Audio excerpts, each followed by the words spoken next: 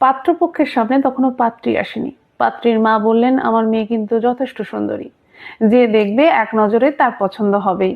ভাবতে পারবেন না, এমন অনেক পাত্র পেয়েছি মেয়েকে সোনার গয়না দিয়ে সাজিয়ে নিয়ে যেতে চেয়েছেন। এটাও বলেছিলেন, বিয়েতে আপনাদেরকে 1 টাকাও খরচ করতে দেব না। বড় বড় ব্যবসায়ী, বড় বড় বেসরকারি চাকুরি, এমনকি সরকারি চাকুরেও এসেছে। আমি মোটেই কিন্তু রাজি হইনি।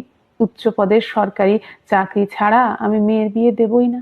মেয়ে আমার সুন্দরী, শিক্ষিত, গ্রাজুয়েট পাস। উচ্চপদস্থ সরকারি চাকরি পাত্র তখন মন দিয়ে শুনছেন পাত্রীর মায়ের এমন অহংকার সুলভ কথা। এ কথা সে কথা বলতে বলতেই পাত্রীর সামনে এলেন। পাত্রীর বাবা বললেন, যা জানার আছে জেনে নিন, আমার মেয়েকে দেখে আজ পর্যন্ত কেউই অপছন্দ করেননি। এ আমাদের গর্ব। এ তল্লাটে আমার মেয়ের মতো দ্বিতীয় কাউকে পাবেন না। মিনিট 10 হয়ে গেছে, পাত্র কিছুতেই জিজ্ঞেস করছে না দেখে পাত্রীর মা বললেন, কি জিজ্ঞেস করবেন করুন না, আর যাচাই যা করবার তা করে নিন। কি আছে, সুন্দরী মেয়ের আজকাল বড় অভাব। পাত্র এবার উত্তর দিলেন, যাচাই করার কিছু নেই, তবে মাধ্যমিক থেকে গ্রাজুয়েশন পর্যন্ত মার্কশিটগুলো আমি একটু দেখব। সুন্দরী হওয়াটা কোনো যোগ্যতার মধ্যে পড়ে না।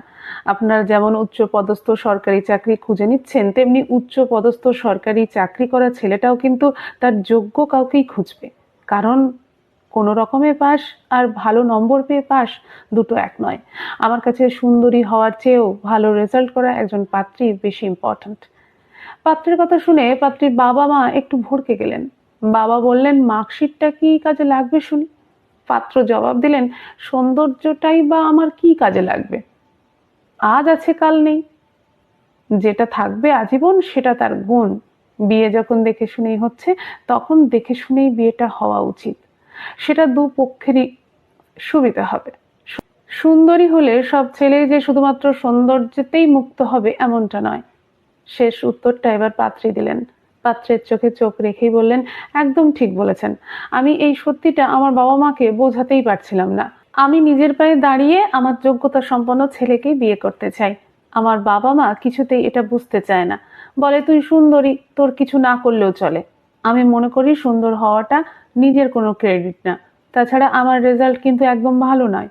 আপনি চাইলেও আমি আপনাকে বিয়ে করতে পারবো না, কারণ আমি আপনার উপযুক্ত নই।